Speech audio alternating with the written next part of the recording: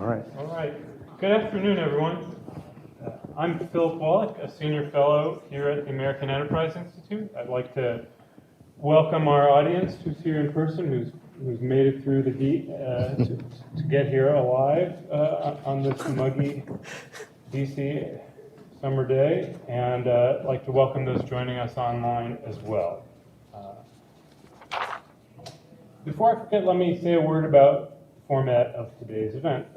For the first half hour or so, we will be interviewing the authors about their book, which I'll shake at you in a moment. And after that, we'll have about half an hour more of free-flowing discussion amongst the panelists. And in the last portion of our proceedings, we will turn to questions from the audience. So for those of you watching remotely, you can submit your questions by emailing Mikkel Good. That's just go with this. Okay. By emailing Mikkel Good, that's mikael.good@aei.org, or by tweeting using hashtag #AEIVitalCenter. So we're here today to discuss a really excellent new book. That is What Happened to the Vital Center? Presidentialism, Populist Revolt, and the Fracturing of America. It is one of the best entrants into a genre that many of us are becoming more and more familiar with, which is books that attempt to explain just how American politics has become so poisonous in the 21st century. This is a book that was inspired by Donald Trump's surprising rise, and which bears on its cover an image of the scene at the U.S. Capitol on January 6, 2021, a day in which its authors found out just how acute some of the problems they were already writing about had become. But one of the book's many virtues is that it offers a very big picture historical framing to understand why Trump and his followers were able to break through traditional party arrangements in the way they did. The book begins by telling us the tension between mediating institutions like parties and populist uprisings is a hazardous but inevitable feature of a democracy. But the combustible interaction between gatekeepers and insurgents has changed dramatically over the past 6 decades. So this is a book with a big agenda and a wide canvas explaining how the changes in the way presidents are chosen and changes in the center of gravity in American policymaking have created a situation in which executive-centered partisanship utterly dominates our politics with grave, not to say terminal consequences. The authors emphasize that it's not the forces that are new. Populists in every age address themselves to the pervasive belief that the country's political system is rigged and illegitimate. They promise to heed the people and mobilize against corrupted elites. What has changed in our day is how the mediating institutions, the gatekeepers, are able to handle and co-opt these grievances. All right, before diving into the substance, let me take a moment to introduce our panelists. Sidney Milkis is the White Burkett Miller Professor in the Department of Politics and a faculty fellow at the Miller Center at the University of Virginia. An expert in presidents, parties, and policymaking, he has been writing on the topics we'll be addressing today for decades now, including 2 books from the 90s, The President and the Parties, The Transformation of the American Party System Since the New Deal, and Political Parties and Constitutional Government. He's also a real institution builder in studying these topics, with many of his students now going on to make important contributions to the study of the presidency in their own right, sometimes by co-authoring with him. That includes some very important work with Jesse Rhodes of UMass Amherst about Barack Obama's extra-party innovations, and it now includes today's book co-authored with Professor Nick Jacobs, another former student. Nicholas F. Jacobs is an assistant professor of government at Colby College in Maine, who has braved the vagaries of air travel in 2022 to be with us today, and we really appreciate that.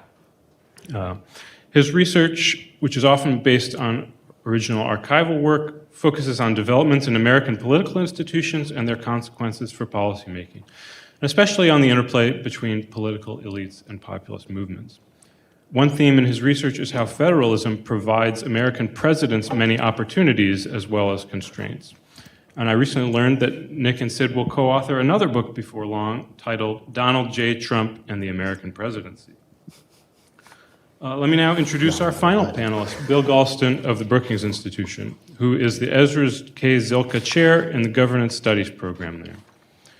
As a professor, Bill made distinguished contributions to moral philosophy, but he also has a great deal of hands-on experience with political parties and presidents. In the late 1980s, he was instrumental in helping reorient the Democratic Party after it had lost 5 out of 6 presidential elections. And Galston himself played prominent parts in the 1980 campaign of liberal Republican John Anderson, the 1984 campaign of Walter Mondale, the 88 and 2000 campaigns of Al Gore, and the 2 campaigns of Bill Clinton, in whose White House Bill served as Deputy Assistant for Domestic Policy from 1993 to 1995. So Bill has been thinking seriously about the relationship between presidents and parties since just about forever. I'm sorry, Bill, would you repeat that? But not quite forever. Is that the same as decades? Not quite forever. It means we're old. These are euphemisms for it. There are times even before Bill's distinguished career. And as I've already said, one of this book's many strengths is that it takes a long view, going all the way back to the political development of the 19th century, rather than imagining that contemporary trends can be understood entirely in light of contemporary phenomena. When we think about why presidents stopped being beholden to party operators and indeed ended up being able to reorient their parties around their own personalities, we have to recognize trends that go back a full century. So let me start our questioning by asking, what is it that American political parties were good at doing back in the 19th century? If we say that they were successful mediating institutions back then, what does that mean in practice for their ability to respond to citizens' grievances back then? And how should we think of the relationship between parties and presidents back in that era? So let me start, I think, with Professor Jacobs, and we'll go from there. Well, thank you very much for the opportunity to be here. Thank you all for showing up. To define a term at the beginning, what Sid and I mean by a party and a party organization is perhaps very different than how we throw around that term in 2022. Most of us, when we think about a party, we think about the R and the D next to the candidate's name that we vote for. It's an identity, it's a label, image in our head. And what we really want to understand is a party as an organization, something much more akin to a club, a group of political elites who have joined together to largely coordinate electoral resources, get elected to office, create a coherent message, for most of American political history, deliver the goods, public contracts, the spoils. That isn't so much what defines maybe party organizations today, but it is what defines party organizations really up through the 1960s when we start to see this transformation that we document in the book. That makes them effective gatekeeping institutions. It makes them good mediators by which they respond to people's legitimate grievances. Sometimes we might call those populist grievances. Sometimes we might just call them policy demands, but it also gives them a little room to not respond to everything, to not go, to fully mobilize the base. We're very clear, though, that sometimes that mediating effect, such as in the end of the late 19th century, when you talk about urban political machines, political bosses, Tammany Hall, they're very, very good, almost too good at mediating populist discontent. At other times, though, they strike a good balance between, again, channeling legitimate grievance into real reform, but not going all the way. So you want to add to that? I would just add that one of the things always been interesting to me is political parties are not part of the original Constitution. And so I've always been interested in parties as a major constitutional reform. And as Nick said, an important part of that reform was to establish a mediating institution. And this was the brainchild of Martin Van Buren, who I spent a lot of time studying. I don't know how many of you know about Martin Van Buren, but he was Jackson's party builder. And Martin Van Buren saw Jackson as an opportunity and a threat because of his interest in aggrandizing executive power, and also because of his personal popularity. Henry Clay referred to Jackson as the Napoleon of America. And so one of the things the decentralized parties, as Nick just so well described them, were to do was to control executive ambition, presidential ambition, and as Van Buren put it, to transform personal preference into party principle, and to have elections not based on personality, charisma, but instead, to some degree, on party principles. And that's an important part of their mediating responsibility. The other thing that is an important part of their reform is that the Constitution, in the view of Van Buren and other Jacksonian reformers, and I think some of the Whigs bought into this, although more reluctantly, did not provide for an active and competent citizenry. It brilliantly established filters to make sure, or to make it possible for democracy to be tempered, for a democracy, direct democracy, to be a republic. But if you read the original Constitution, there's quite a distance between the people and the government. A lot of difference between kind of populist yearnings and effective influence on government. And one of the things the parties could do, as Van Buren put it, was to secure harmony amongst the ranks, to mobilize support for party programs and for government action, to establish, and this happened periodically in American politics until the New Deal, a majority consensus, a majority coalition that would provide for governance that the people felt part of. Now, parties sometimes, in their mediating function, depressed rather than responded to democratic yearnings. But one of the things Nick and I played with in this book, and Nick put this at the very end, is how parties kind of struck a balance between responding to populist uprisings. We even look at the anti-Mason uprising at the beginning of the 1800s, and enough institutional integrity so that you have some kind of coherent focus in elections, and then some relationship between elections and government. And to just put a final point on this so you can begin to imagine the type of organization we're describing, and I say this more for clarifying purposes, not as a proposed reform. I'm not saying this would, solve our problems. But today when we think about parties, we think about and who gets to run on that party label. You and I play an important role in voting in things like primaries or attending caucuses. This is a new development. The most important thing, perhaps, that parties do in the 19th century, what makes the party, is they get to decide who gets to run on the label. Yeah. It incentivizes this mediating role, again, which is not always salutary, and it doesn't always work. You could argue that the 1850s is a time when the party system didn't do its job, but that's what we mean largely by a party organization.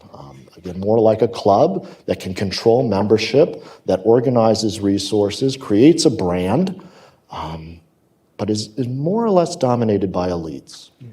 We don't want to filibuster here, but I know Phil wants to ask more questions, but I would just say the institutional foundation of this decentralized party system was the convention system, which then the conventions begin in the 1830s. And they give focus to all these centrifugal forces that the decentralized party system creates every 4 years. That's a way to focus the attention of the country on the parties and the important competition between them. All right, well, let me fast forward a little bit up to Franklin Delano Roosevelt, who is something of a pivotal figure in this book. He's a loyal party man early in his career, right? He sort of does good service as a cabinet member under Woodrow Wilson and shoulders the thankless task of running for the vice presidency in 1920, an election Democrats are pretty clearly doomed to lose. Anyhow, you do a great job in the book describing how in his first years as president, amidst the travails of the Great Depression, Roosevelt sort of excelled as a party coalition builder, as someone who was good at bringing in discontented citizens into the fold of the Democratic Party, absorbing some of their grievances, but in ways that were fully consistent with sort of continuity rather than rupture. But then after his reelection in 1936, his landslide victory, where his party comes to just utterly dominate the Congress, Roosevelt really aspired to something more than just coalition management. He sort of began to build up a president-centered administrative state, sort of where policymaking power out of Washington was much more the focal point of American government. So tell us something about Roosevelt's strengths as a party man in his earlier years, and how and why he started to transition to a different model in his later years. Yeah, I would start out by saying that Franklin Roosevelt was always very ambivalent about parties. I mean, he had a close relationship, being in the Wilson administration, with the progressive movement. When you begin to get these reform aspirations to weaken the party organizations through mechanisms like the direct primary or civil service protections. At the same time, being a Democrat in Hyde Park, New York, taught him the importance when he wanted the importance of putting together a diverse coalition in order to satisfy his ambitions. And in the Democratic Party, in New York, that meant battling and working with Tammany Hall and the more progressive wing of the New York Democratic Party, like Robert Wagner, who became senator of New York and whose name blesses the National Labor Relations Act, Labor's Magna Carta. On the national level, of course, guys, it's not any secret that the coalition building involved working with what Nick and I call a bargain. The Faustian bargain. That's Ira Katznelson's term. We try to be dramatic for academics. This bargain between the North and the South, which really goes back to the alliance that Jefferson and Madison formed with Aaron Burr. It was always part of the Democratic Party being a potentially majority party, and Roosevelt, particularly to get the nomination, had to work with that fragile coalition. And who's his running mate? This is about John Cactus Nance Garner from Texas, is a conservative Democrat who wasn't particularly enthusiastic about the New Deal, balances that ticket. But because of the Great Depression and Roosevelt's really remarkable political skills, the party works with him in his first term in passing what are called the first and second New Deal. First New Deal being 33, 34, all these emergency programs, the alphabet soup that comes on board. The second New Deal, 35 and 36, when you get key statutes that turn temporary programs into enduring commitments of the national government, most important, Social Security, and the National Labor Relations Act. And Southerners support Roosevelt in enacting those laws. and they play an important role. James Farley was a great leader of the Democratic National Committee, in Roosevelt winning this remarkable re-election where he won every state but Maine and Vermont. Now Nick comes from Maine, and before this election, you know, the saying was, as goes Maine, so goes the nation. Well, after this, it was said that as goes Maine, so goes Vermont. And it was said about Alf Landon, who ran against Roosevelt, that if he had made one more speech, he would have lost Canada. So this is an overwhelming victory. The Democratic organization plays an important role. But with that historic landslide, Roosevelt wins a greater popular vote plurality than any previous presidential candidate. Roosevelt gets to pursue his real ambition, which is to remake American politics, which is to bring about a realignment that will redefine the social contract. As he says in his really very iconic For Freedom speech, that traditional freedoms like speech and religion had to be supplemented, that's just the way he put it, by new freedoms like freedom from want and freedom from fear, which rather than constraining the role of government, would involve the government in the important 20th century task of providing security for the American people at home and abroad. And the freedom from want was Roosevelt's idea as the philosophical foundation of the welfare state, freedom from fear, the national security state. So with that ambition to redefine the social contract, in his second term, he went to war with this decentralized party system, and he pursued the Third New Deal, what I and some other people have called the Third New Deal. And you know, it's interesting, guys, when you read New Deal history, a lot of people stop after the 36 election because they don't know what to do about Roosevelt's provocative second term. They think, well, Roosevelt just went off the rails. He got carried away with his lust for power, and he pursued these three provocative initiatives. One, the Executive Reorganization Act, which would have given this is kind of Roosevelt's commitment to what we now call the unitary executive, where the president would take control of the executive department. The court packing plan, probably the most provocative of the initiatives of the Third New Deal. And then when the conservative coalition of Southern Democrats and Republicans resisted what he thought were these critical reorganization bills that would establish for the first time in America the foundations of a national state to provide individual men and women security from the vagaries of the marketplace, terrifying vagaries of the marketplace, uncertainties of the marketplace, and the growing threat from abroad. Roosevelt decided to take on Southern Democrats in the 1938 primaries in the so-called Purge campaign. And it was labeled the Purge campaign by the press because it was so provocative. Because before Roosevelt... Hitler and Stalin had purges. Yeah, it brought to mind Hitler and Stalin's purges. And so Roosevelt intervened in the 38 primaries, targeting particularly Southern Democrats, but also some border Democrats. Now, all of those initiatives left a lot of blood on the floor, Phil, but it began the process. It began the development whereby an executive-centered administrative state began to replace the decentralized republic, which was very strong in the 19th century, but still was pretty resilient in the 1930s. Roosevelt usually calls me from above. Well, and replaces, tell Franklin and replaces it with ideologically, or the ambition is to create ideologically homogenous parties. Roosevelt famously says, "I'd rather have a liberal Republican than a conservative Democrat."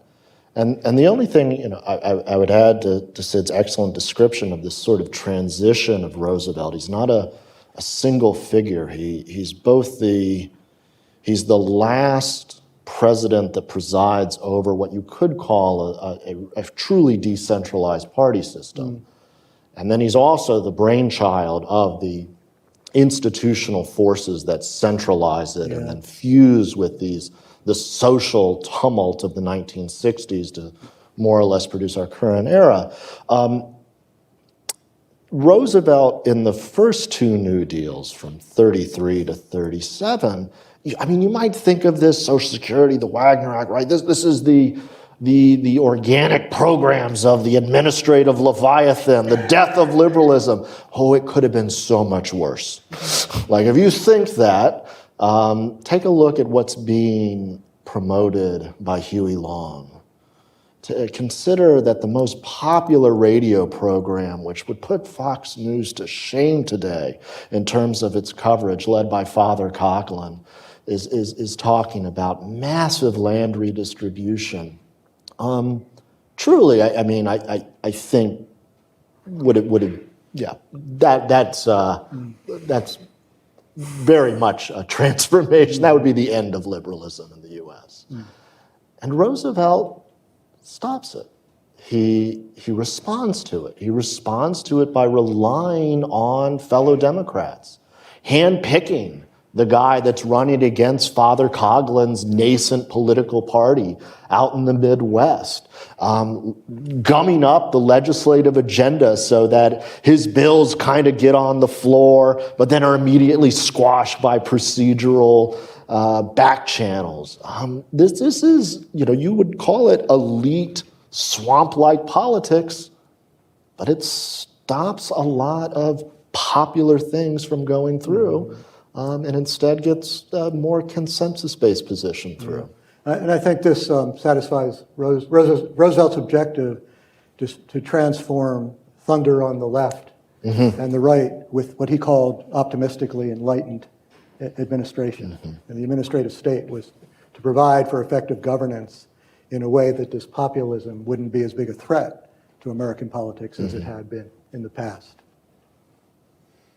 So FDR has this different vision of sort of where policy is going to come from. He has this brains trust, right? These guys who... Rexford Tugwell and those guys. Whose basis for authority is rooted in their expertise rather than in their connections to local political machines.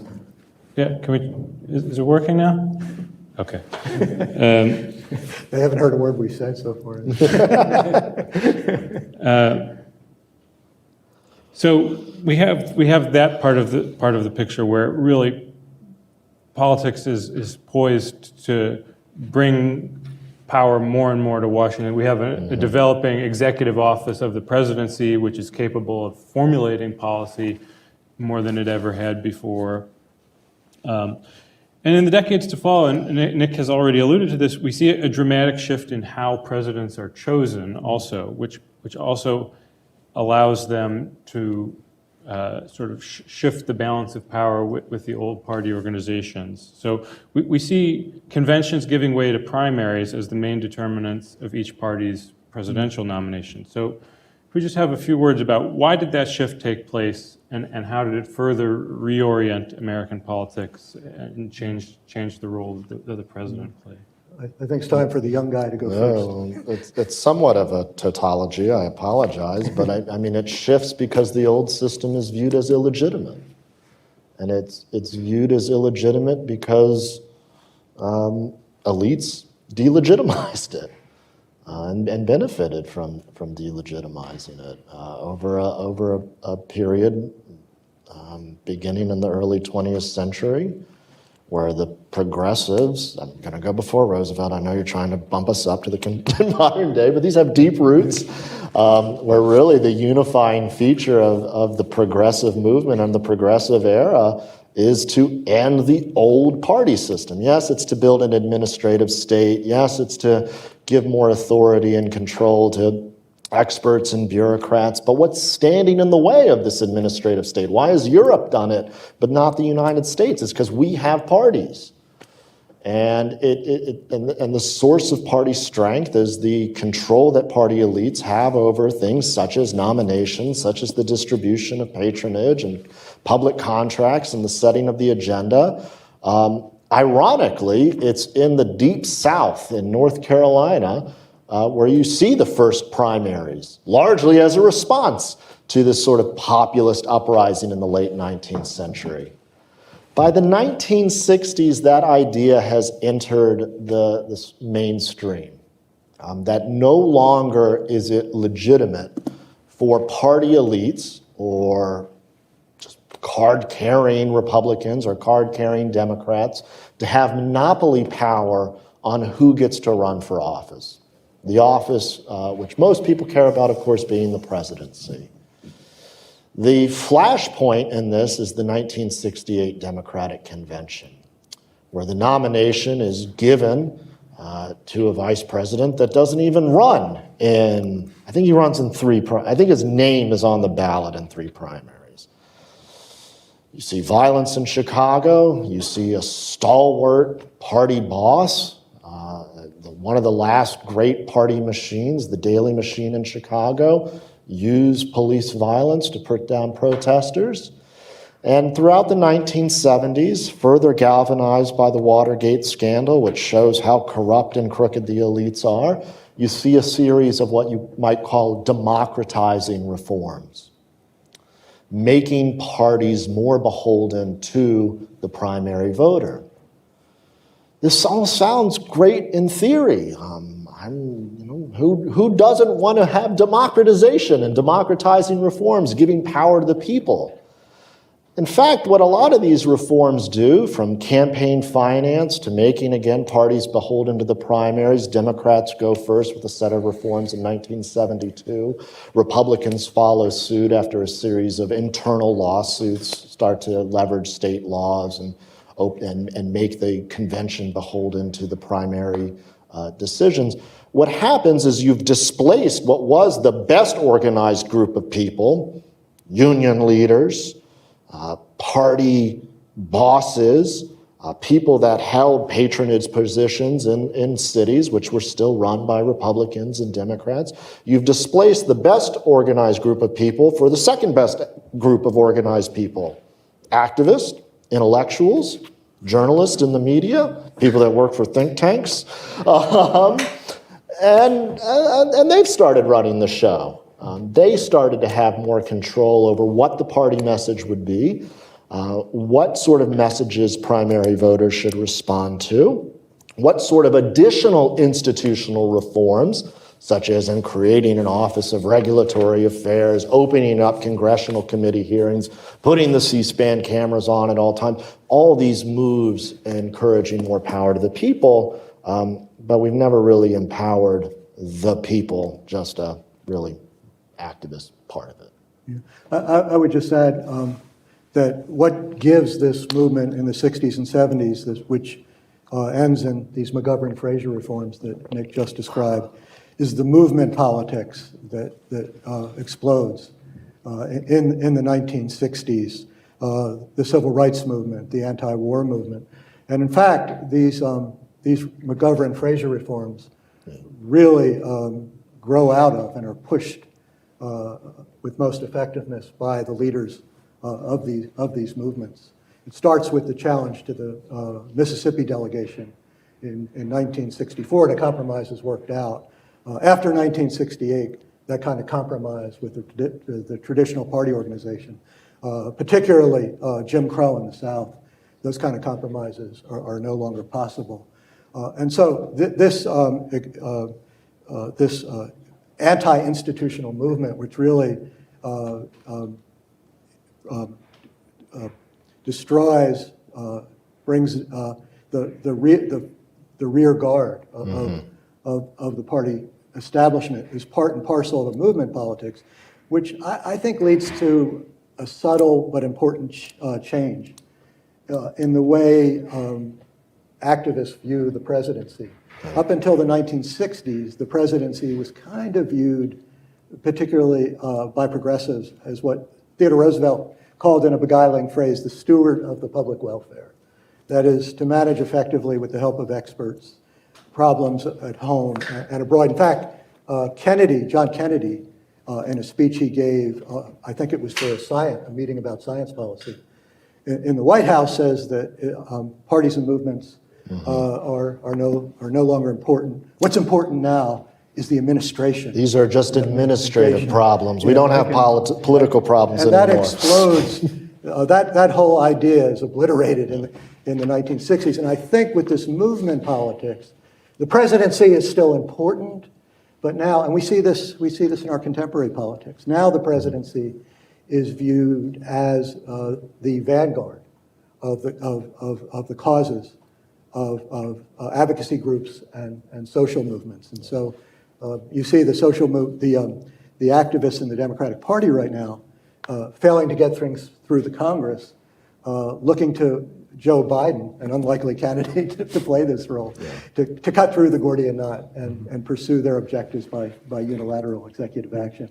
And I'd be remiss. Okay, yeah. Well, I was going to say, I'd be remiss to say that it's a clean break, because you do see moments where people like third way Democrats might respond to these populist pressures. Yes. I'm going to restrain whatever autobiography. Actually, I'm not. Well, Actually, I'm not, because Sid, you gave me an irresistible prompt with what you just said. In fact, the speech that you're referring to by JFK was given at a Yale commencement. Oh, it was a Yale commencement? And I know that because I was there. And let me, in a piece of historical synchronicity, here's what JFK said on June 11th of 1962, a classic example of the owl of Minerva flapping its wings at the coming of dusk. He said, June 11, 1962, the central domestic issues of our time relate not to clashes of philosophy or ideology, but to ways and means of reaching common goals. That is, to search for sophisticated solutions to complex and obstinate issues. At the very moment that JFK was talking, the Students for a Democratic Society were debating the Port Huron statement. I've checked this. At the exact moment that JFK, they were beginning on June 11th of 1962, the first of 4 days of debate that led to the Port Huron statement. And as you know, the Port Huron statement was a direct challenge to the idea that great ideological issues no longer mattered. And it was even more of a challenge to the idea that the central problems of politics are administrative problems, rather than substantive problems. But let's move on now to what I take to be the central purpose of this book. This is not institutional history for its own sake. This is institutional history with a point. What you're trying to do through this institutional history is to explain how we got to where we are. That is, I think we'd agree, the current sorry pass to which our nation has arrived. Now, in order to do that, I have to ask you to explain a piece of your title. And that is the idea of the vital center. Would somebody, would either of you or both of you care to explicate that? Is it at the center Shall of we do it as a chorus? What was the vital center? Well, so the vital center is a term used by Newt Gingrich and Barack Obama. I mean, and everybody in between.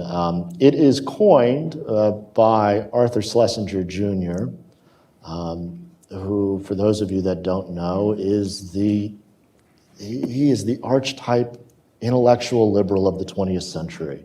I found archives in the National Review of them advertising off of him, wearing his bow tie. You don't want Schlesinger running the country, do you? Give to the National Review. But this is a book that Schlesinger writes in the late 1940s, before becoming, he already had a big public persona, but he wasn't the real public intellectual he became. And the vital center is his attempt to understand why liberal democracy is so fragile, why it fails in Western Europe, and maybe why it succeeded in the United States. Sid and I sort of were drawn to this book and to this set of ideas in the run-up to the 2016 election, before we knew the outcome. And then we read it pretty intensely in the aftermath of the 2016 election. For Schlesinger, the vital center is the set of principles, norms, almost in a way a psychology of the democratic mind that's made American liberalism thrive, that made it hold off or prevent its decline, like you saw in Italy and Germany, really in France as well.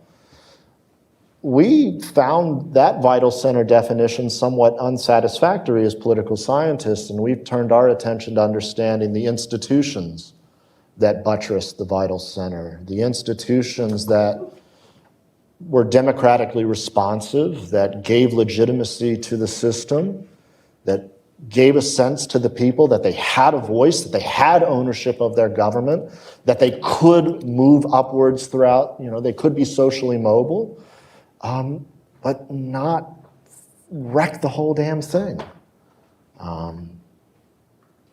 Sid, adding to that? Yeah, I mean it's basically, it's interesting, it reflects the consensus, the post-New World War II consensus. Correct.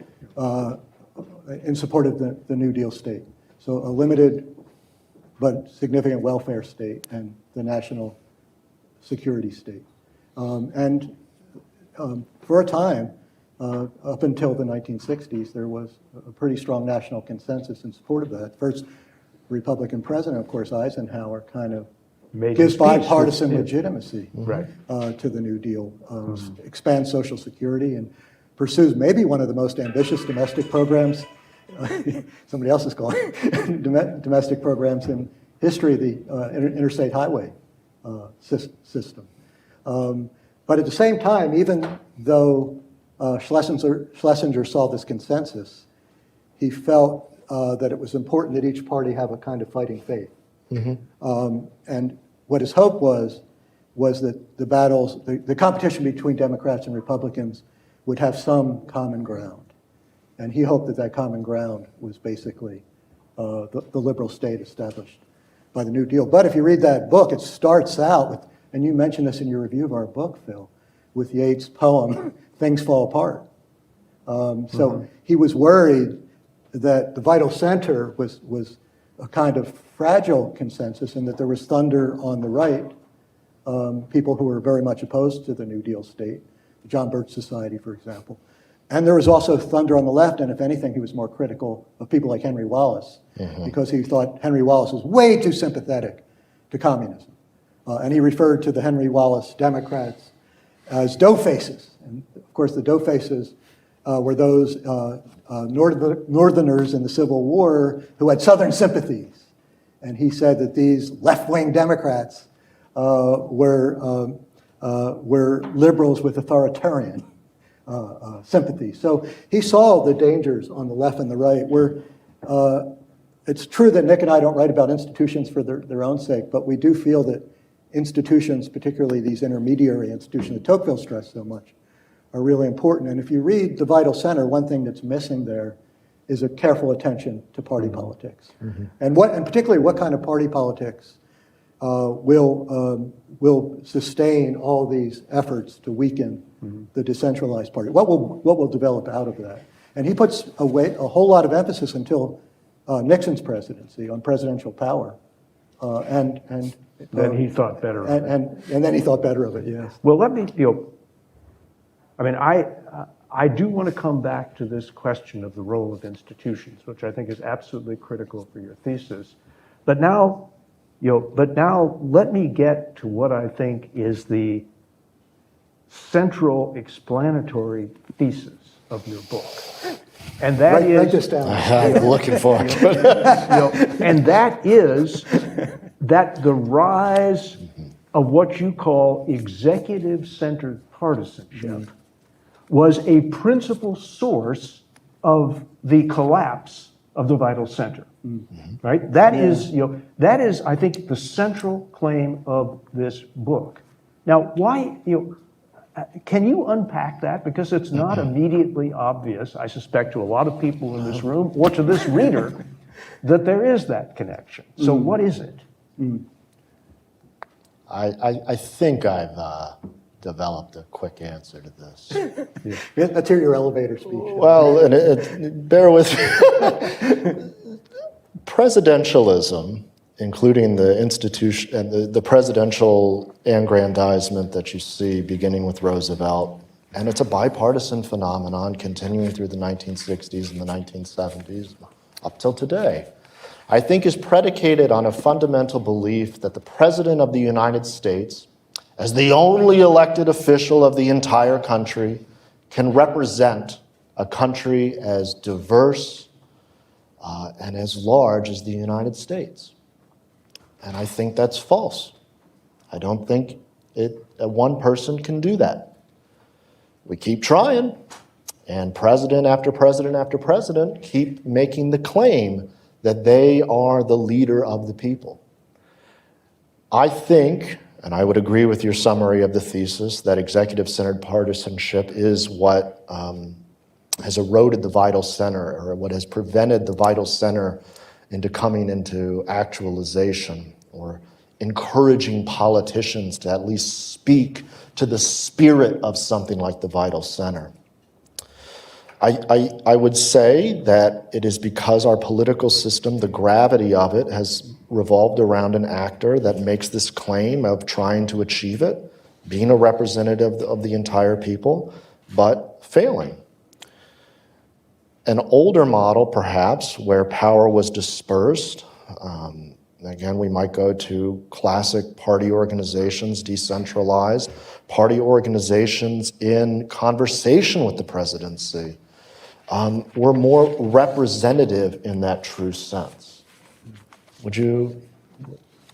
Yeah, I mean, I think what's so combustible about this presidency-centered partisanship is the merging of executive prerogative that really begins with the New Deal, with the movement politics that grows out of the 60s, where activists and donors and that list that Nick gave before kind of replace the traditional party leaders as the center, the fomenter of partisanship.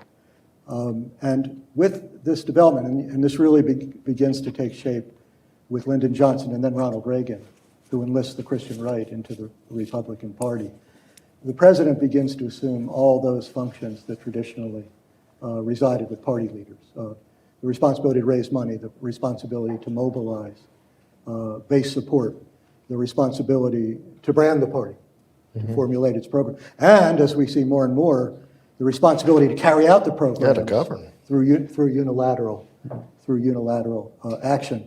And this development has brought me back to something I read in grad school, and it didn't really strike me as that important, and that's Juan Linz's article, The Perils of Presidentialism. And Lin compares presidential systems and parliamentary systems. And parliamentary systems have their fault, he says, but presidential systems are particularly dangerous. Because when you have a presidential system, you have a leader, a kind of leadership that creates a kind of Manichaean politics, a kind of either-or politics. There's not, as there is in a cabinet, as much room to negotiate, to develop some kind of consensus, even between parties.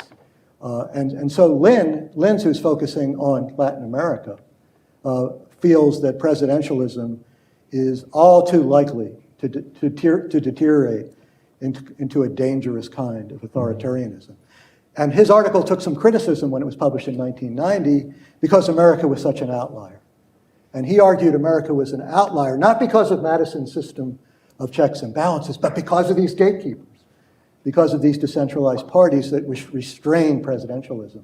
But when he wrote that article, as Nick and I point out, the gatekeepers had lost a great deal of their authority in this kind of executive-centered partisanship, and as the spear of partisan conflict had already begun to develop in a very serious way. Let me now move the conversation, if I may, from exposition to criticism, or at least a critical Sure. question, because I'll put my cards on the table. I am unpersuaded by what I just described as the central thesis of the book. And it's not clear to me that you are fully persuaded by the thesis either. Now, let me just read two quotations from the book that lay out the issue, it seems to me, very nicely. One of them appears on page 22, where you say, and I quote, Nick wrote this. you know, you'll start blaming each other for these sentences, no doubt, where you say that, quote, institutions, not public opinion, are necessary to buttress the vital center. Right close to the beginning of the book. I mean, that's a very strong statement in my view. I think unsustainably strong for reasons that I'll get to in just a minute. And then at the other end of the book, bookending that sentence on page 279, you say, proposing institutional solutions without attention to the common ground that sustains a vital center is calling into the wind. Now, in the spirit of Cactus Jack Garner, I would substitute a somewhat different gerund for calling, but you get my point. Yeah. Now, let me sharpen this question by telling the story differently, just so you have something to push off. Okay. The vital center, as Schlesinger began to define it, and as it was lived, was a substantive agreement on some key points. You've already touched on them, or some of them. It was an agreement to end the battle between the parties over the New Deal. Right? You could have, a more generous or a cheaper New Deal. And Dwight Eisenhower both accepted the New Deal and said, I can run it better than corrupt, weak Harry Truman could. But we're not going to fight about that anymore. Secondly, the fight between internationalism and isolationism was over. We agree on Cold War anti-communism as the central focus of American foreign policy. Third, one party is more verbally interested in the plight of Black Americans than others, but basically the Faustian bargain is going to be challenged only at the periphery, but not at its core. And fourth, I would say, the kind of conformist cultural consensus that prevailed during the Eisenhower administration throughout the 1950s, which I can talk about because I was there. It was a period. You just lost this audience. Yeah, I understand. I'm so old. I'm so old that I knew James Farley and Francis Perkins. So, I mean, consider the year 1959 when I entered high school. Silent Spring hadn't been written. No environmental movement. The Feminine Mystique hadn't been written. No feminist movement to speak of.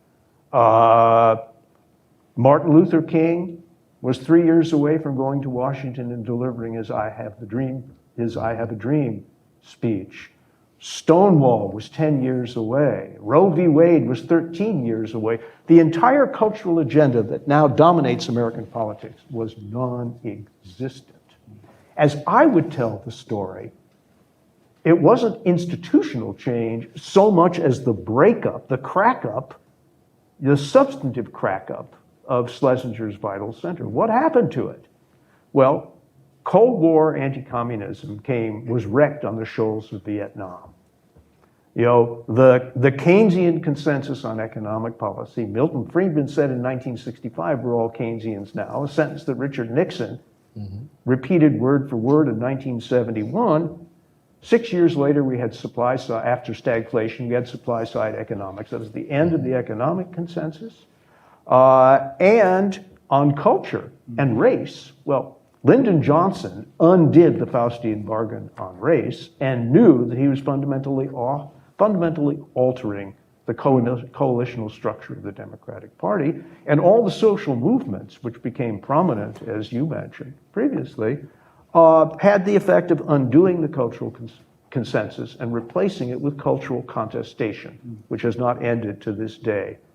Now, why isn't that a better explanation than the institutionalist explanation? I don't think it's an explanation that's incompatible with our thesis.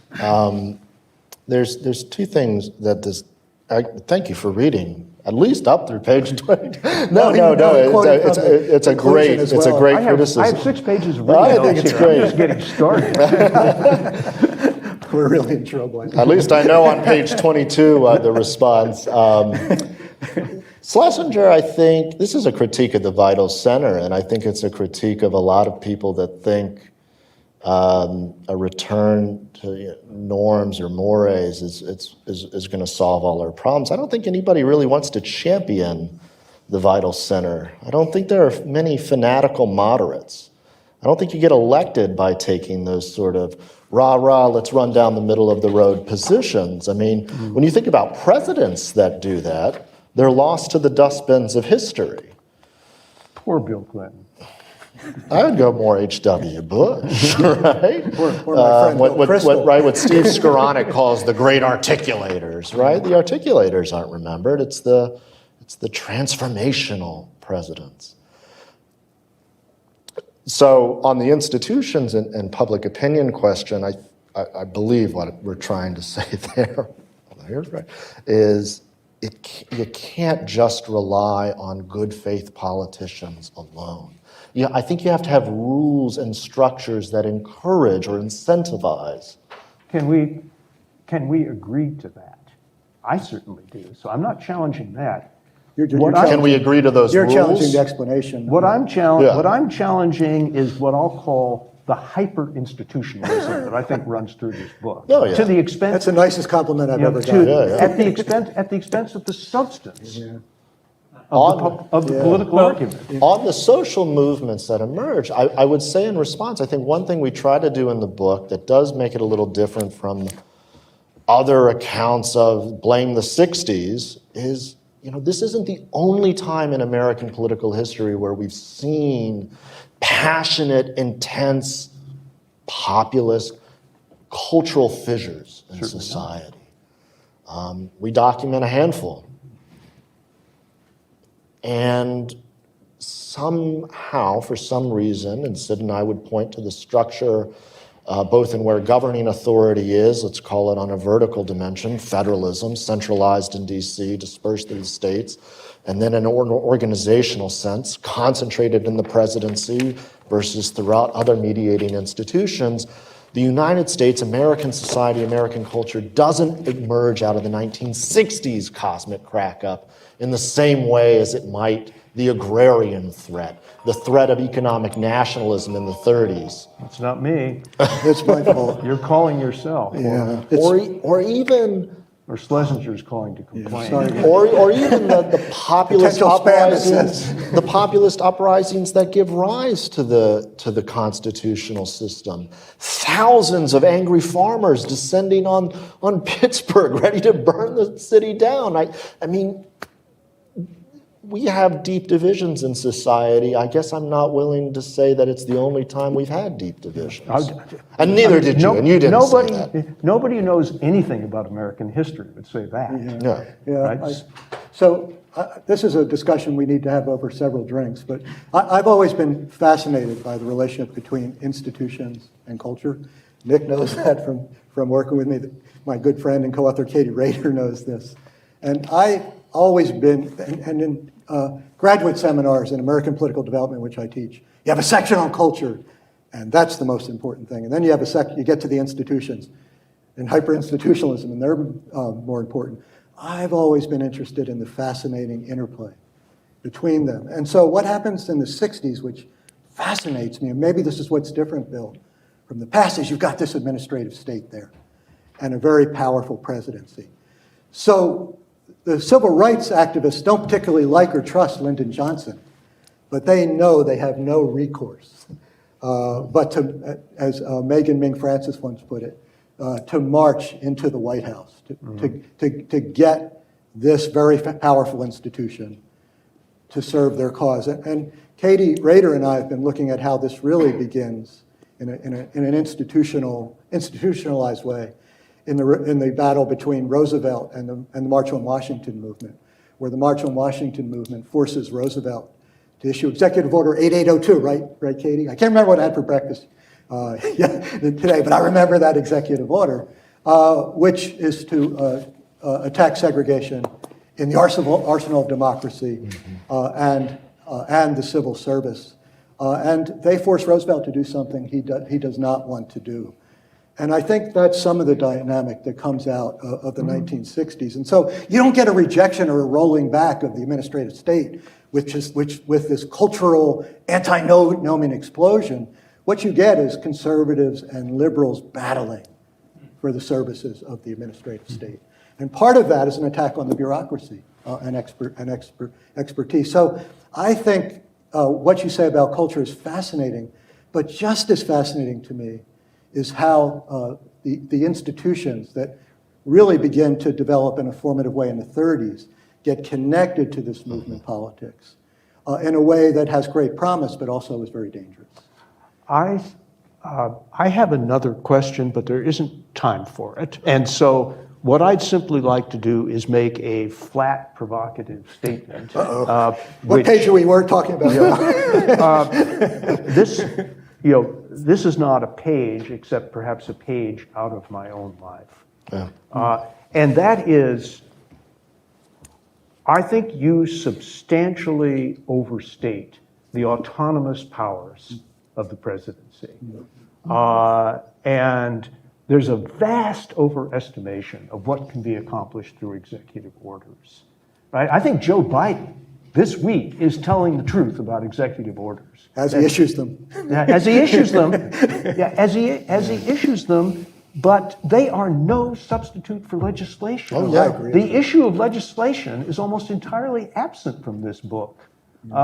It's not that Lyndon Johnson was this all-powerful president. He was a legislator, and he had to work magic even with a supermajority in order to legislate. And so the idea that Congress has been dealt out of the action through the rise of this presidency and the president autonomously can do what he was elected to do just won't fly. That's not the way it works. Yeah. And there's a lot of language in this book that gives more autonomy and power to the president, even at peak power, than he actually has. Yeah. Let me jump in. If Bill can talk a page out of his life, I'll talk a page out of my book, which makes a very similar point. My book is Why Congress, coming out next year, and I want to just echo this: is that your book is fat enough already. It can only cover so much ground. Is Congress even in the index? But Congress and legislators in general kind of are bit players in the action, which is there's so much to talk about parties as organizations that I learned a lot from that focus. But that being said, one thing that I would propose is that one of the reasons that as tumultuous as the 1960s were, we were able to somehow forge ahead and get through them was because the Congress of that era was so much more active in hashing out mutual accommodations between the different kinds of clashing interests and factions, versus when we think about 2021 and how we got to the paths of what appears on the cover of your book, we've settled into a rhythm where we really don't expect Congress to accomplish much of anything. We expect Congress people to go out and yell about what the president should do or what the Supreme Court should do, rather than realizing that they can pass laws all by themselves and make things happen, even though there's such a large degree of disagreement and conflict. And so when you think about the president's inability to act as an adequate representative figure for the whole complicated nation, It's the legislators who do have that power, and we have to. It's a whole different conversation to say why is it that the legislators have fallen down in that work so badly over the half century. And I agree with Bill. You can't just say the presidency has asserted himself so much, because there's sort of on the other side a reciprocal act of abdication from the Congress. Right. And they go hand in hand. One feeds into the other. And I think Bill's point is absolutely right. And I think we should repeat it and shout it from the rooftops. Yeah. The president isn't all powerful. You can't get everything done through the executive. You will be stopped. I think we saw more of that during the Trump administration. A nice silver lining for the hyper-institutionalist in the room, that there are still some constitutional guardrails against presidential unilateralism. I think that's a satisfactory explanation if you're trying to explain only legislative outcomes and policy change. My hope is that what Sid and I are trying to explain here is illegitimacy. Why people view the system as illegitimate. And that's about beliefs. Beliefs that the president can protect Roe v. Wade. Beliefs that the president can end the climate crisis. And to Phil's point, the interplay with Congress, which I know your book is going to give us many wonderful insights on, is why members of Congress have bought into that story, why they have, in many ways, self-abdicated, and the incentive structure that you would think would encourage members of Congress to go out there and be policy entrepreneurs, attach their names to pieces of legislation rather than throw their presidents on it, or embrace something like Obamacare, right? I think our book has a partial explanation to that, which is that as the presidency has grown, as more of the agenda setting, brand setting, and administrative power has moved down Pennsylvania Avenue and gravitated towards the White House, that has played an important part in sapping members of Congress of this institutional motivation. Yeah. Here again, I'd tell the story very differently, but I'm not going to. I'm going to restrain myself for the first time in 35 minutes because back to you, Mr. Moderator. Let me just throw one more question out before we turn to the audience questions. And that is that this book does give,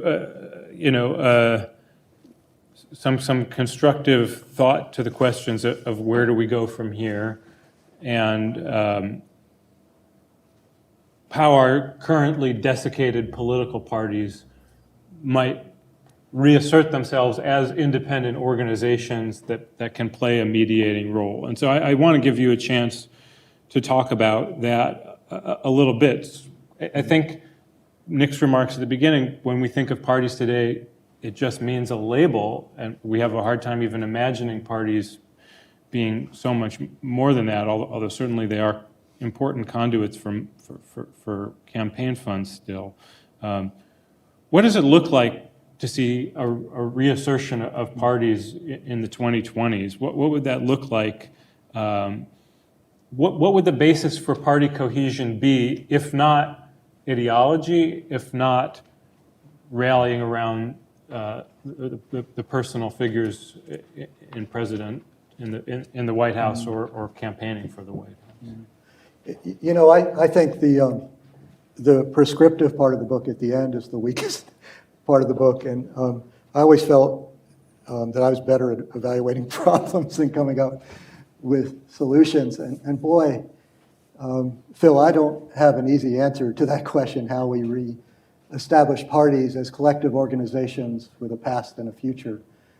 I think somehow parties have to disenthrall themselves from the presidency and re-establish themselves as an institution with some independence. And they've been very reluctant to do that because both parties have become so dependent on the presidency to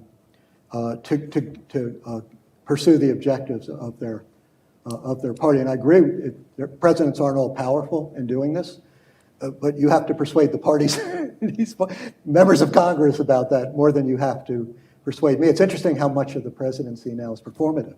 And a lot of these executive orders are pure politics. They're directed at the base not really at effective policy. And I think, for example, President Biden's executive orders on Roe v. Wade, they'll have some important effect, particularly with medication, perhaps. But I think the overall concern was to appeal to this base that was so adamant that he had to do something to respond versus Roe v. Wade. Now, so the question is, how do they disenthrall themselves from the presidency and establish some independence? I mean, I've been watching these primaries and Trump's intervention in them. It was so controversial for Roosevelt to intervene in 13 primaries. And after Roosevelt's kind of very mixed results with that purge campaign, the Democrats lost 80 seats in the 1938 general election. No president until Donald Trump has been as aggressive in intervening in primaries. And till recently, he's had a lot of success, but I've seen some Republicans declaring their independence from Donald Trump, and I think that's a really healthy thing. In the book, we suggest that somehow, I mentioned the convention system at the beginning of our discussion. That was really central. That's a really central part of the integrity of a party. This is when you play an important role in choosing the president and establishing the platform. And you don't do what the Republican Party did in 2020, when instead of issuing a platform, they just pledged their loyalty, their enthusiastic loyalty to the Make America Great program. But the Republican Party ran their first presidential campaign in 1856, right? This is the first time they didn't have a platform. So that's the ultimate hollowing out. That's the ultimate hollowing out. And, it's been going on for a while. Presidents have dominated platforms and so forth for a while, but at least there was a platform, right, guys? This time, the Republicans didn't even have a platform. And Nick and I feel, we played around, we talked about how do you restore the convention system, and we've suggested, and I don't know, you raised questions in your review about how the hell do you do this? Yeah. And I agree, it would be tough sailing. But we think that the party ought to convene as a party more often than the quadrennial conventions that now take place after the primaries and caucuses, and the convention merely coronates the presidential nominee. And one thing we suggest is maybe the parties ought to meet before the primary and caucus systems, develop a platform, maybe have a straw vote on the candidates, and maybe that won't be of great interest to the American people. Maybe even if it's in prime time, a lot of people won't watch it. But we think it would be an important, that kind of, we recommend it in the spirit rather than being persuaded that we could actually make it work. But we make that recommendation in the hope that parties can find ways to play an important role in these quadrennial presidential selection, in the quadrennial presidential selection process. Well, here again, I want to enter a demur because I think you're underestimating the continuing impact of parties on presidential candidates, not just the other way around. Let me give you an example. Two examples. In 2016, yes, Donald Trump ran as a populist disturber of the peace, and he had very specific positions on trade, on immigration, on globalization, on nationalism, that really ran up against the beliefs of the Republican Party establishment, and he beat them. Having beaten them, he understood, and his campaign understood, that he had to make his peace with them, right? That if he simply got the nomination as a factional candidate and then told the rest of the party that they had to fall in line and that he didn't have to compromise with them and take seriously what they took seriously, he would have failed.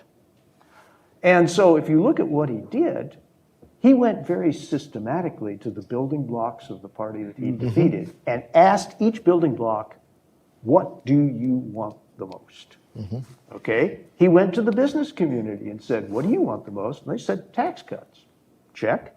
He went to the social conservatives and said, what do you want the most? Mike Pence. judges, and a couple of weeks after his entente with them, he issued his famous Federalist Party list. He talked to the small government types, the true believers in small government, and what do you want the most? And they said less regulation. And so he mounted an all-out war on regulation that didn't get as far as he wanted to, but that's what they told him, right? It's the regulatory output of the administrative state that disturbs us the most, and we're counting on you to curb its growth and to prune it back. And as a result of those deals with the party, the pieces of the party, he was able to weave together a coalition that was just barely big enough to win in the Electoral College. And in 2020, Joe Biden beat the entire progressive wing of the party. And then what did he do? Almost as soon as he'd secured the nomination, he proposed and put into effect these unity committees, right? He basically said, I'm not going to do to you what Hillary did, right? You are an important part of the political party, although I'm not one of you. And the platform that we will write together.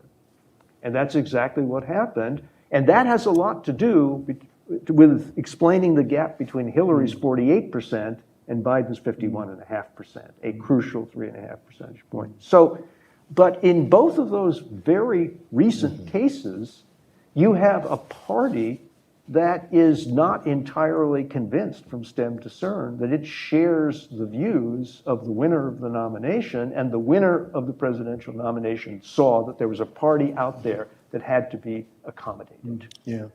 Impressionistic short answers. Yeah, because I want to, I hope we're going to open this up at some point, but I just want to say that it reminds me a little bit of Roosevelt first accommodating the party, then going after it. Nick and I have provided chapter and verse about how Donald Trump took over the apparatus of the Republican Party. I mean, virtually every state committee has been taken over by Trump and his allies in the base. Even Massachusetts. Jim Lyons, a Trump loyalist, defeated Charlie Baker's candidate, very popular moderate Republican in Massachusetts. To stop a primary challenge to stop a Trump primary in challenge. 2020, so that he wouldn't have to do the type of coalition. And that surprised me. But then this guy, after, he's kind of been a disaster electorally. Almost a Republican, virtually can't get elected in Massachusetts anymore. He was re-upped in 2021. So I think Trump's accommodations with the party were transitory. And now the party has become much more Trumpian and to than put it was a before. fine point on it. And regulations, if he was president again, would regulations be rolled back, or would we have an expansion, as we did in his 4 years as president, of regulations regarding Homeland Security and immigration? So I think still the essential relationship is between the presidency and the base, and the establishment still plays some role, but they are decidedly the rear guard of party And to come full politics. circle real quick, I think your description of how Trump's outreach to factions of the Republican Party, including what we might consider the elites, is spot on correct. That didn't translate into Roosevelt-esque, Lyndon Johnson-esque legislative agendas. Instead, all eyes on Inauguration Day, right, walks off the parade route, signing executive orders, and it's not until the very end of the year where you get a tax cut bill. There was no exchange with that elite in Congress, absent judges. To be continued. To be continued. Let's go to the audience for questions now. I'm especially keen to recognize some of the students who are here today. So please wait for a microphone, and please state an actual question. This gentleman right here.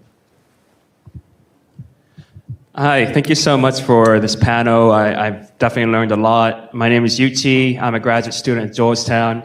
So I guess the question I had listening through this is that there seems to be a perception gap, because a lot of the activist types think that actually the party is very strong, and that's why they're frustrated with it. If the party didn't go against Bernie, Bernie would have won. You know, if Trump was supposed to be our guy, but what did he do but pass the, Paul Ryan tax cuts rather than build a wall? So there's a perception gap, even though those activist types are supposed to be part of the quote unquote second best organized groups that are now supposed to be part of the party.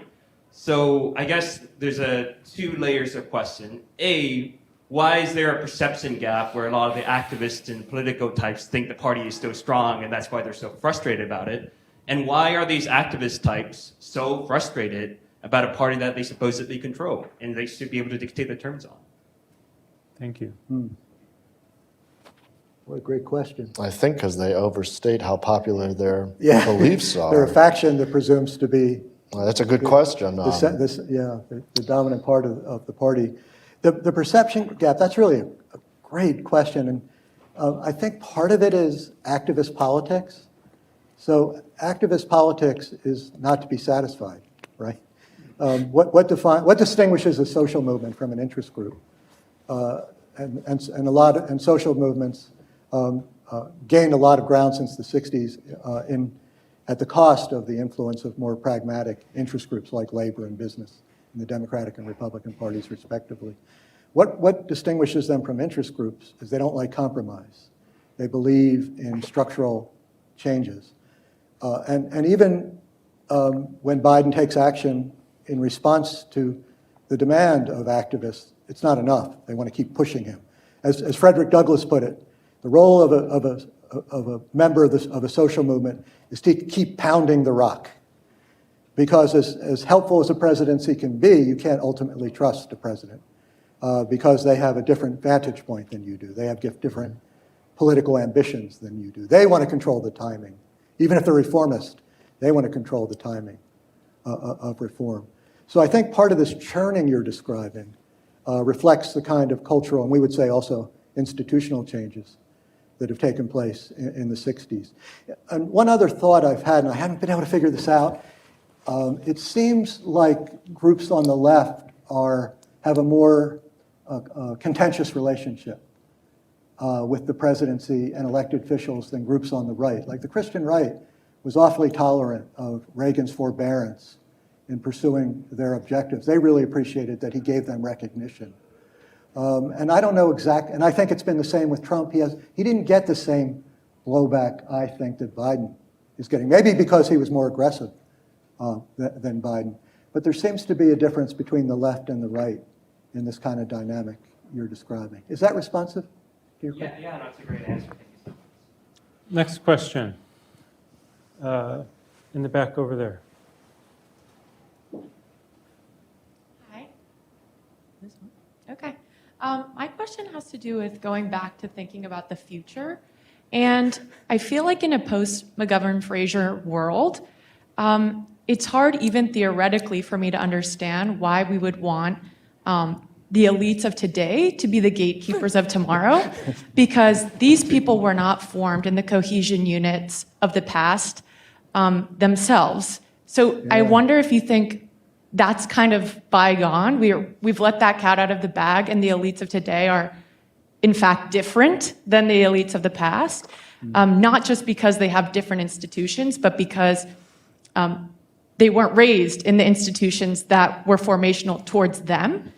And as a corollary question, if, as a result, we should think about this problem of failing to gatekeep maybe backwards and think about something like open primaries as a solution where we undo the gatekeeping altogether in the hope that we be less divided and have more moderates on the ballot for the actual American voter. Thanks, that's it. You want to? Yeah, thank you for the question and thinking creatively about how to move forward. Your question about sort of who are the new elites and in a way, like how have they been socialized because they've risen to power in a different institutional environment is really interesting. And we don't play around with the idea in the books as off-the-cuff response. I mean, you think about how much do the new elites really care about these administrative or policy-oriented, like the nuts and bolts of governance that people like Ed Muskie used to care about, right? If you go and read the Muskie archives, or you sit in on a budget committee minutes from the 1970s, I mean, these guys knew their stuff. I think that's part of the institutional change. I don't think that's going to solve these deep cultural and social fissures that have motivated a lot of the deep disagreements we have today. Ultimately, an institutional analysis has to beget some sort of institutional corrective. And of course, electoral machinery are the set of institutional rules which figure prominently in our book and would figure prominently into any solution. One, I will confess, I was a little skeptical about it first, but now that I've partaken a few times in ranked choice voting, I've actually come around a little bit. We have it in Maine. It is very interesting. It backfired once, but I think the Mainers have figured out with this guy, Paul LePage. But it is a way of, it is an institutional rule that ultimately prevents a minority faction within a governing coalition, a two-party system, from emerging. And it's important, when I think about that reform, it's important to remember that at the end of the day, only 40% of Republicans voted for Donald Trump in the 2016 primary. A set of institutional rules that gave a minority within a faction majoritarian control. Perhaps the move to fuller open primaries would do that, with state coalitions being weighed equally. Woodrow Wilson's national primary idea, but I think there are a lot of other solutions that could temper that imbalance as well. You know, when you talk about elites, this doesn't directly answer your very good question, I think, but I think a lot about generational change. Generational change has really been important in a lot of the major transformations of American politics. I think 2/3 of the new voters in the 1932 election voted for Roosevelt. There seems to be, my kids complain a lot about the fact that generational change is being clogged up by the gerontocracy that seems to be dominating American politics. And I think that's I take some offense at that as being like Bill and I being old guys. But I do think it'll help when we get the baby boom generation moving on, because the baby boom generation was socialized in this colossal crack-up of the 60s, and I think they've never gotten over it. Even moderates like Bill Clinton, basically his cultural values were in the 60s. His battle with Gingrich was a classic baby boom battle. So, I love teaching, I love my students, and they seem to be a lot more sensible than most of my colleagues. And so I don't think generational change is a dua mahana. I don't think it's a magic elixir, but I do think that there's something to be said for the future generations in American politics. I particularly like the way with some of the revolts about gun control, that rather than going to the White House, people went to the state legislatures. And I think that's a very healthy thing to do. I don't know if that's helpful, but that's something that does puzzle me from time to time. Can we get another one in the back? My name is Evan, and I'm actually an employee at the RNC, but my question is, so we can trace back this kind of anti-elitism from the 1960s or maybe earlier, but how much do you think the internet has played a role in the anti-elitism and populism we're seeing today? So it's a great question. Social media creates a whole different way of interacting between constituents and elected officials.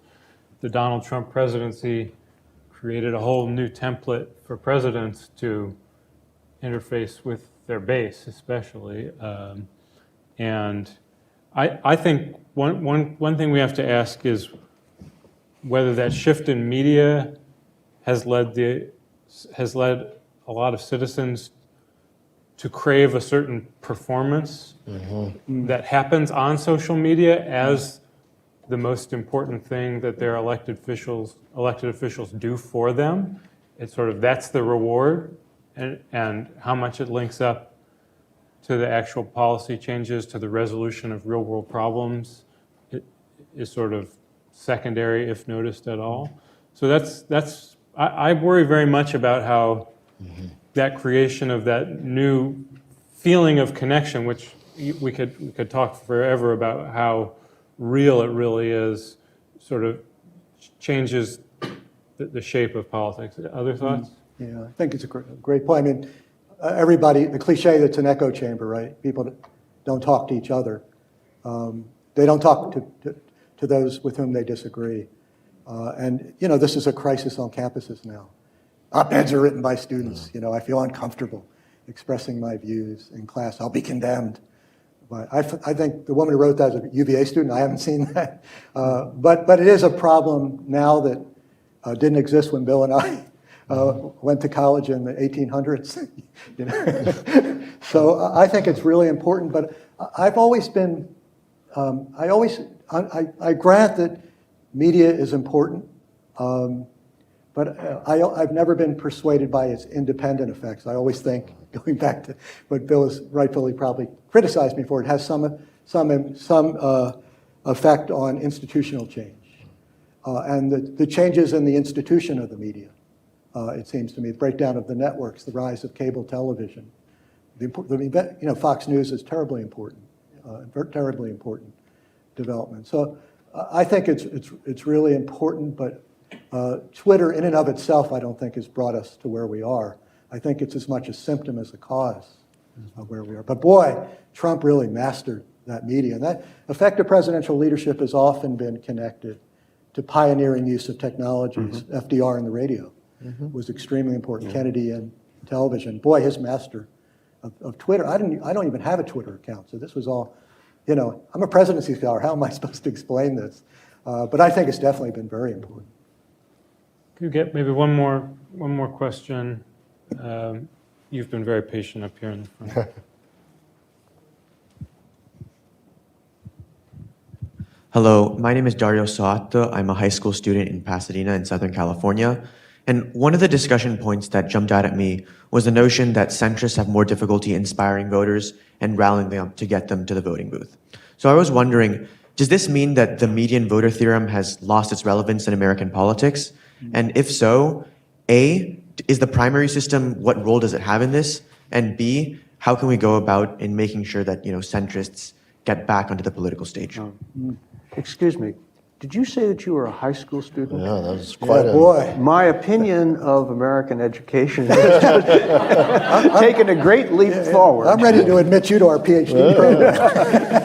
I'll see you next year in my graduate seminar. Unfortunately, they've been teaching you an outdated theorem. To answer your question, Bill could tell us what page we wrote it on, but I think we say, you know, there's a lot, I think, in our thesis, actually, I guess you have to buy, that would suggest that the median voter theorem is bunk.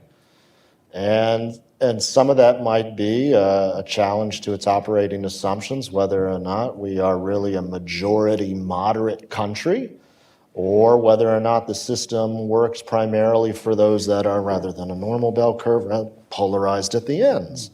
I certainly think that's the case when it comes to party politics, including in the presidential selection process, but also in those lesser known and less interesting state and local contests. And I think you see that playing out with a lot of highly enthusiastic, very polarized candidates on both the left and the right in a set of gubernatorial and state legislative races.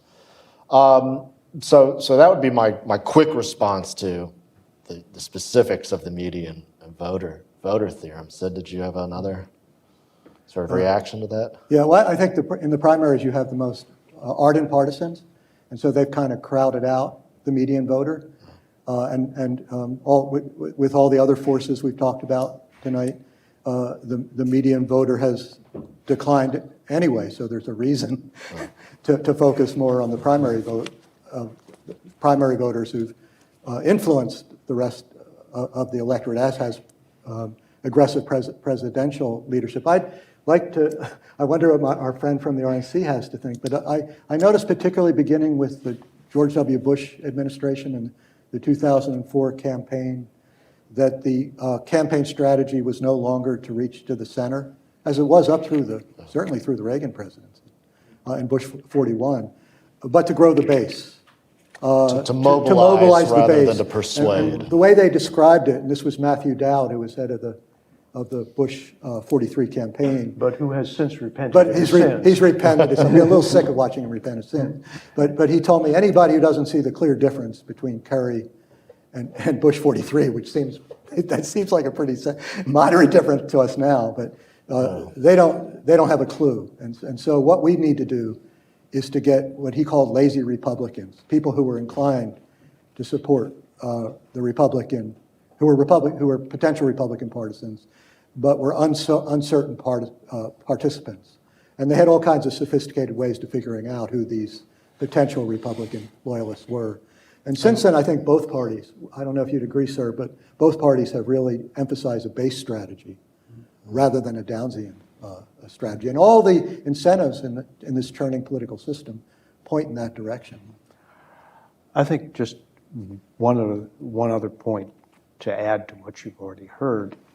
The median voter theorem, which was developed by a former colleague of mine, Anthony Downs, at Brookings, just a couple of buildings down the street, I believe in the late 1950s, was devised during a period in which there was very substantial overlap, ideological and also programmatic, between the two political parties.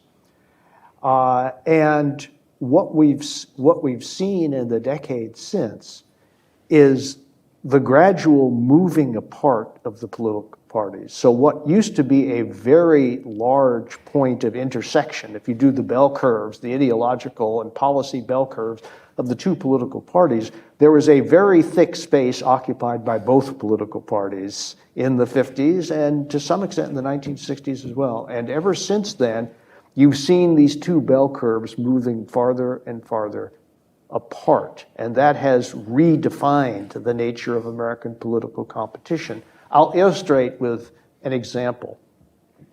By 2010, if you looked at the Senate of the United States, the most liberal Republican, Olympia Snowe, was a little bit more conservative than the most conservative Democrat, namely Ben Nelson. And Olympia Snowe could not bring herself to vote for the Affordable Care Act. And Ben Nelson, after he was suitably induced, to be polite, found it in his heart to join the other 59 Democrats to support it. And in circumstances in which the overlap between the two political parties has virtually disappeared, and when Franklin Roosevelt's dream of a liberal party and a conservative party has been realized, isn't it a glorious new day for America that we have a liberal party and a conservative party? No, it's a bleeping disaster. Well, I'll just say one word in defense of the median voter theorem. If you actually look at what passes through the Congress, which is not an empty set. You shouldn't. An awful lot of our discussion about Congress makes it seem like nothing comes out of the place. That's not true. If you look at something like the infrastructure bill, the median voter still has quite a lot to say about it. Anyhow, we could clearly go on talking for a long time about this great book. We're already over time, so I'm gonna cut off the discussion here. But thank you so much to our audience. Thank you to our panelists, and have a good night. So it's a success when you have 10 hands up to go to